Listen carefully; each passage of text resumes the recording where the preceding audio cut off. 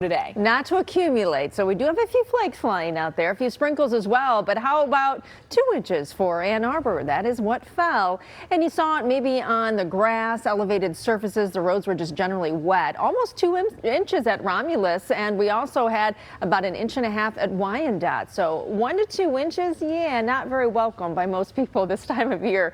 A chilly afternoon, our temperatures struggling, upper 30s to around 40 degrees for a high. It will be a dry finish to the week, so we're talking about some sunshine tomorrow, which will be nice, and then a big warm up headed our way into next week. 36 degrees out there right now. It's a struggle, and our winds are up from yesterday too, so it's adding that little chill to the air. A northeast wind at 13 miles per hour. When we look at the scope of things on our radar, on our satellite, a lot of the activity is back to our west, so we're just seeing what's remaining here in little bits, and this will continue to spin through, eventually tapering off by the evening hours. We're just looking up towards Saginaw, Mount Pleasant, the northern thumb off of Lake Huron, a few snowflakes still flying, and we're seeing that between Bad Axe and Port Huron, near Birchville at this point. Also Mount Clemens to New Haven. You're also experiencing a few light snow showers. Now temperatures are down. I know it is chilly out there. 34 degrees in fact in Pontiac. Feels like 26. We are talking wind chills with that northeast wind. 36 is the temperature in Detroit. Feels like 28. Feels like 29 in Ann Arbor with mid 30s currently.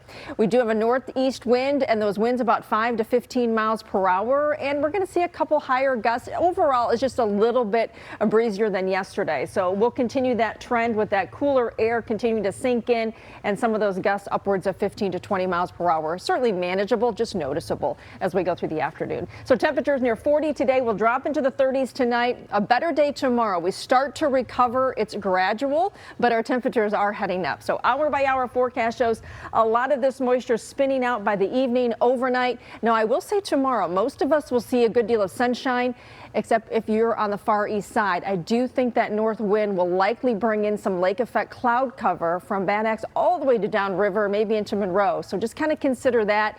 You travel, you live a little bit farther west, you're going to see more sunshine than the east side.